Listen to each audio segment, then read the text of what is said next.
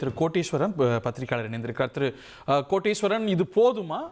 இன்னைக்கு திரு டிடிவி தினகரனுடைய எதிர்வினை, நேற்று திரு எடப்பாடி பழனிசாமி அவர்களுடைய பேச்சு, இனி இந்த காம்பினேஷன் ஒட்டாது, இந்த பழைய என்டிஏ பிளஸ் ஏடிஎம்கே அப்படிங்கிறது ஒட்டாது அப்படிங்கிற ஒரு முடிவுக்கு வர வச்சிருதா? இது ஒரு பாயிண்ட் ஆஃப் நோ ரிட்டர்னுக்கு இந்த இணைப்பு முயற்சி எல்லாம் போயிடுச்சா? இந்த பலம் இந்த அணிக்கு போதுமா? நேர்களுக்கு வணக்கம். இப்ப நெறியாளர் இது இது இது எப்படி பார்க்கணும் அப்படின்னு பாத்தீங்கன்னா, நீங்க சொன்னதுதான், இது இதுக்கு மேல ஒட்டுன்ற அந்த ஒரு எண்ணோட்டம் எனக்கு ஒரு பத்திரிகையாளரா இப்ப தோணல. காரணம் என்னன்னா, இப்ப இன்னைக்கு டிடி தினகரன் அவர்கள் என்ன சொல்றாருன்னா, பாஜக காரணமே இல்ல, இந்த கட்சி ஒருங்கிணைந்த காரணம் சசிகலா அவர்களும் 122 எம்எல்ஏக்கள் சட்டமன்ற உறுப்பினர்கள்ன்றாங்க. அது ஓரளவுக்கு உண்மைதான், அவர் சொல்றதுல மாற்றுக்கிறது கிடையாது.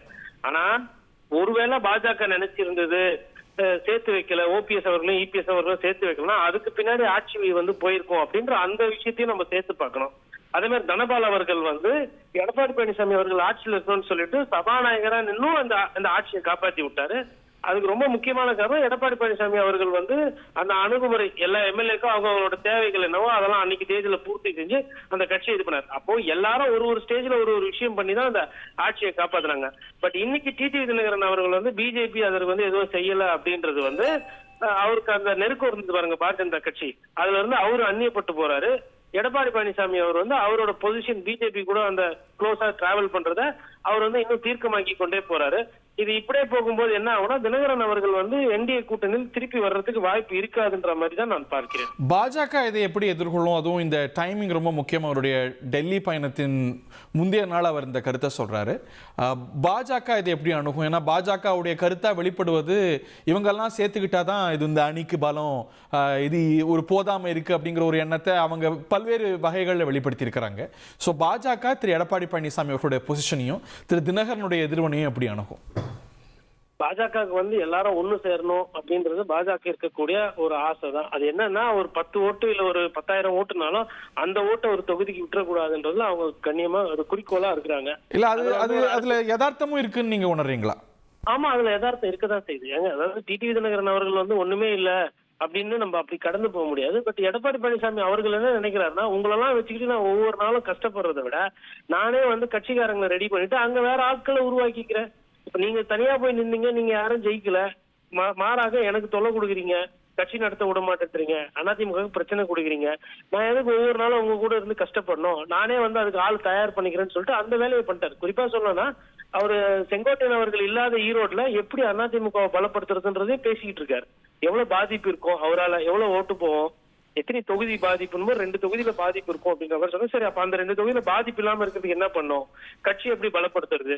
அதே மாதிரி இன்னும் சுருக்கமா சொன்னா, நிறைய பழைய ஆளுங்களை எல்லாம் கொஞ்சம் எடுத்துட்டு புது ஆட்கள் எல்லாம் போடணும்ன்ற அந்த எண்ணோட்டங்கள், அதாவது அவருக்கு என்ன செய்யணுமோ அதை செய்யணும் அப்படின்றதுல ரொம்ப தெளிவா இருக்காரு. அதையேதான் நேற்று பிஜேபி கிட்ட போகும்போது என்னதான் சொன்னாங்கன்னா, பிஜேபி கூப்பிட்டு அமைச்சிருக்கிறாங்க, அவங்க ஒண்ணு செய்வாங்க கொள்வாங்க, போறதுக்கு முன்னாடியே சொல்லிட்டு போறாரு, நான் ஒரு சிலரெல்லாம் அடையாளம் கண்டு வச்சிருக்கிறேன், வாய்ப்பே கிடையாது அப்படின்றதுல அவரை பொறுத்தவரை இது முடிஞ்சு போன விஷயம். 2 வருஷத்துக்கு முன்னாடியோ 4 வருஷத்துக்கு முன்னாடியோ அப்பவே இதெல்லாம் முடிஞ்சு போச்சு. முடிஞ்சு போன ஒரு விஷயத்தை இவங்க திருப்பி வலுக்கட்டாயமா அதிமுக தோற்கிறது சொல்லிட்டு இவங்க உள்ள வர பாக்குறாங்க. அதை நான் விடவே மாட்டேன் அப்படின்றது ரொம்ப தெளிவா இருக்காப்புல. அப்ப என்னன்னா, எடப்பாடி பழனிசாமி அவர்கள் என்ன நினைக்கிறாரோ முடிஞ்சு போனதுங்கிறது உண்மையா இருக்கலாம், அதிமுக தொடர்ந்து தோக்குறதுங்கிறது உண்மைதானே? அதுவும் உண்மைதான். அதுல மாற்று அது ஒரு கோர்ஸ் கரெக்ஷன் செய்யாம நிலைமை மாறுமா? இல்ல, கோர்ஸ் கரெக்ஷன் செய்யாம மாறுமா மாறலன்றது நம்ம தேர்தலுக்கு விட்டாதான் தெரியும். காரணம் என்னன்னா, ஒரு எம்எல்ஏ, அதாவது முதலமைச்சர் வேட்பாளர் என்பதுதான் கோல். இன்னைக்கு இந்த ஃபீல்ட் இன்னும் கிரௌடடா இருக்குல்ல, திரு விஜய் வந்திருக்கிறாரு, சோ சவால்கள் கூடி இருக்கு, சோ சமரசங்களுக்கான தேவைகள் இன்னும் கூடி இருக்குல்ல கடந்த தேர்தல்களை விட. கடந்த தேர்தலில் சமரசத்துக்கு கூடுதல் தேவை இருக்குங்க. பட் அவர் எடப்பாடி பழனிசாமி அதை உணர்றதுக்கு தயாரா இல்ல. அவர் என்ன நினைக்கிறாருன்னா, இவங்க எல்லாம் வந்தா இதனால பிரச்சனை தான் ஜாஸ்தி ஆகும், வேட்பாளருக்கு எதனா சரியா இருக்க மாட்டாங்க, அவங்க வேட்பாளர் போட்டு செலவுகளும் பண்ணவங்க மட்டும் போயிரும், அதனால ஒரு சில பிரச்சனைகள் தான். அதனால அவர் என்ன பண்ணிட்டாரு, ஐயா ஆட்சியா கட்சியில தன்னுடைய சுப்ரீமசியா அப்படின்னா அவர் கட்சியில தன்னுடைய சுப்ரீமசிங்கிறத தேர்ந்தெடுக்கிறாரா? கிட்டத்தட்ட கரெக்ட் தானே. என்னைக்குமே அறிஞர் அண்ணா அதை தானே சொல்லுவாரு, ஆட்சி முக்கியமா கட்சி முக்கியமான, எனக்கு கட்சி தான் முக்கியம்னு. அதனால அவர் என்ன நினைக்கிறாருன்னா இன்னைக்கு கட்சியை வந்து தன் வசப்படுத்தி விட்டு கட்சியை வந்து இவர்கள் இல்லாம, இப்போ உதாரணத்துக்கு என்னன்னா, இப்போ சாதி அரசியல் தான் இப்ப பேசிக்கிட்டு இருக்காங்க தென்மண்டலத்துல வலுவிழந்து தென்மண்டலத்துல வந்து. இப்ப அதை சரி செய்யறதுக்கு தான் அவர் என்ன பண்றாருன்னா, ஐயா முத்துராமலிங்க தேவருக்கு பாரத ரத்னா அவார்டு கொடுக்கணும், மதுரை விமான நிலையத்துக்கு தேவர் அவர்கள் பேர் வைக்கணும்.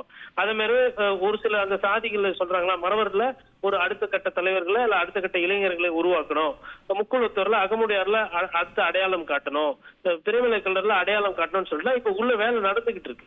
அப்போ அதெல்லாம் அவர் ஏன் பண்றாங்க, எதுக்கு பண்றாங்க அப்படின்னா, அந்த கட்சியை அந்த ஏரியால இவங்க இல்லைனாலும் அதை பலப்படுத்துறது, அதாவது 2ஆம் கட்டத்துல அது அந்த கட்சியை போடும். இப்போ அப்படி பார்க்கும்போது நான் இல்லைனாலும் அதிமுக இருக்கும் அப்படின்னா நீங்க அடுத்த கட்ட தலைவர்களை புதுசா உருவாக்குனீங்கன்னா தான் இருக்கும். இப்போ ஒரு தலைமை தான் இருக்க முடியும் அதிமுக, அந்த ஒரு தலைமை நான் தான் அப்படின்றதுல அவர் ரொம்ப தெளிவா இருக்காரு. அதனால வரப்போட சாதகம், அதனால வரப்போட பாதகம் ரெண்டுமே அவர் தான் சாரும். இது வந்து நீங்க சொன்ன மாதிரி சரி செய்யறாரா இல்லையான்றது, இல்ல மக்கள் அதை எப்படி எடுத்துக்கிறாங்க, தேர்தலுக்கு அதுக்கு கிளியர் கட்டா ஒரு முடிவு சொல்லிடும். நன்றி திரு கோட்டீஸ்வரன். இனி செல்லும் இடமெல்லாம் செய்தி. தந்தி டிவியின் வாட்ஸ்அப் சேனலை ஃபாலோ பண்ணினா செல்ல இருக்கும் இடமெல்லாம் செய்தி. இதோ QR கோட், இப்பவே ஸ்கேன் பண்ணுங்க, ஃபாலோ பண்ணுங்க.